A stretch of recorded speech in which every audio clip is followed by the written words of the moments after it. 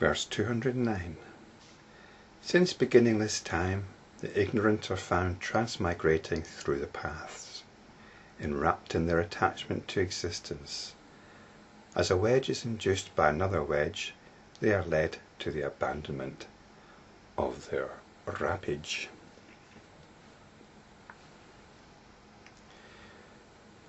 So this is the situation expressed in conventional terms.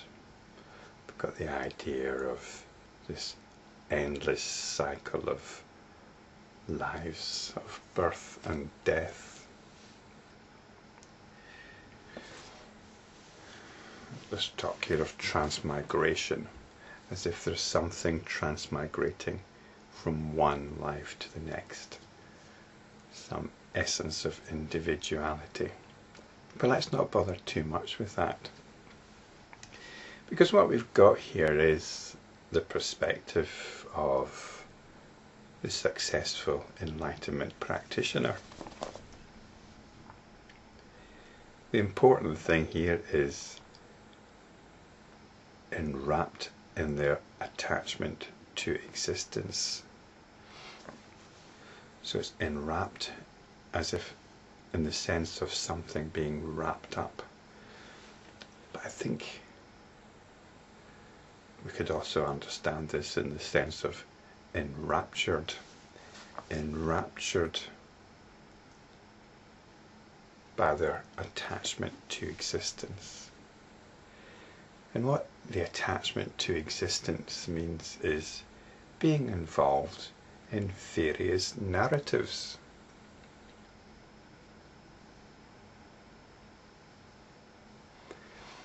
We are sold various narratives right from birth.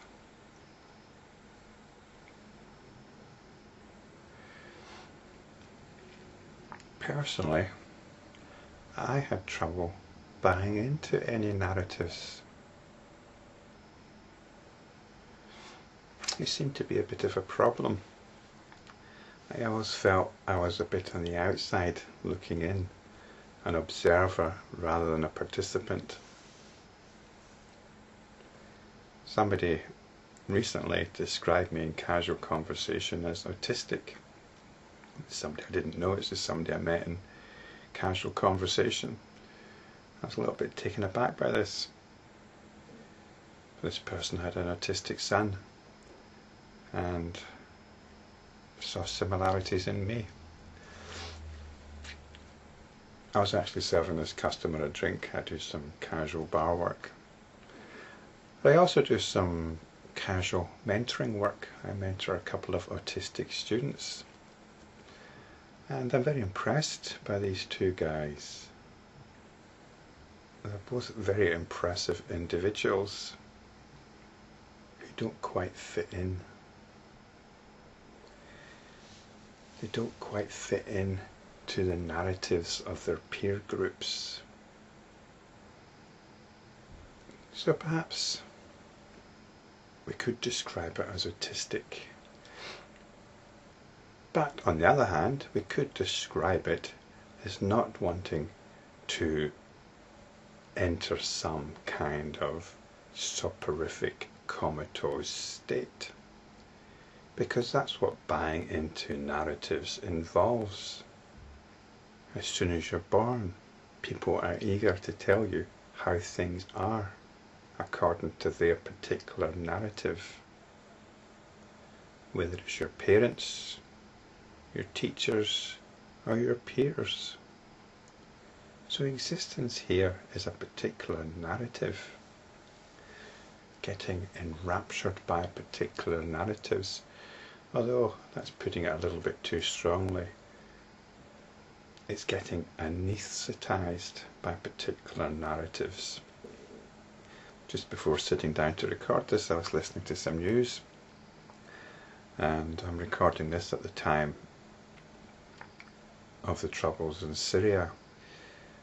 There's been a dreadful massacre of some children there, and there's definitely a particular narrative being promoted here. Well, there certainly was by the person on the news doing the interview, and the narrative is of a brutal regime oppressing its people. This seems to be the narrative that people want to jump onto. But it seems to me that isn't the narrative. The narrative is one of a minority regime struggling for survival. If this regime falls, then the whole Alawite community will be exterminated. So it's a narrative really of a community fighting for its survival. And that's really the approach they should be taking, I think. But anyway, we're constantly being fed narratives. And we're fed narratives on a very deep level concerning the nature of the world and the nature of our place in it. Now, these teachings are profound. They are not a system of ideas. They are not about promoting a particular point of view. They are about waking up from all narratives. Waking up from a state of comatose anesthesia. Every narrative is a dose of anesthetic. What these teachings are doing or attempting to do is to counteract this anesthesia by inserting a wedge and then another wedge underneath that and underneath that and so on. This is what these videos are, little wedges. That's why there are so many of them, and there's probably going to be a lot more to come.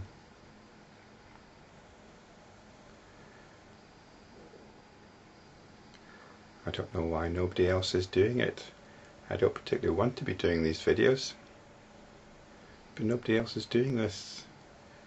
There are a great many teachers who seem to be very clued up, but why are they not looking at these teachings? Why are they not unlocking them? These teachings have been locked in the hands of academics. They're worshipped by religious types, and we must be grateful to the religious types for preserving them and for the academics for translating them. But now we have to unleash their full power. Allow them to wedge us free from attachment to all narratives. Nudge us back to our essential freedom, freedom from all these narratives.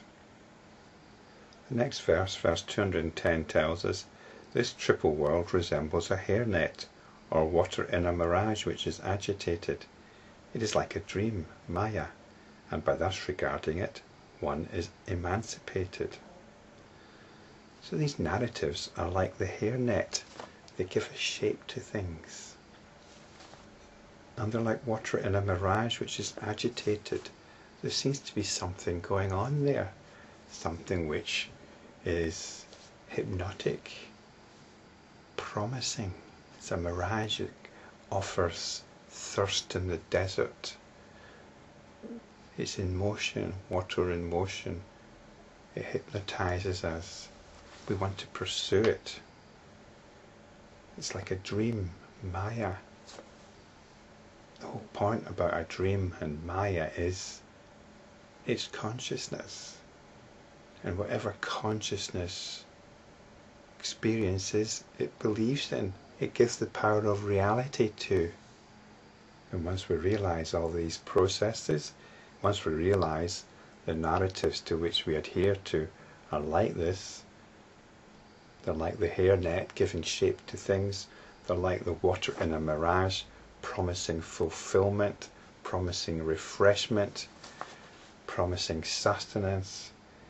But once we realise it's like a dream, and there's this aspect of consciousness which gives reality to whatever it's experiencing, whether it's in the dream state or the waking state, or in a hallucinatory state, or in a hypnotized state. This is the mechanism of consciousness to give reality. And once we realise all this, once we can step back from it, once we see the narrative that people are living by and that infuses our own lives, we step back from it. We step back and we're touching emancipation.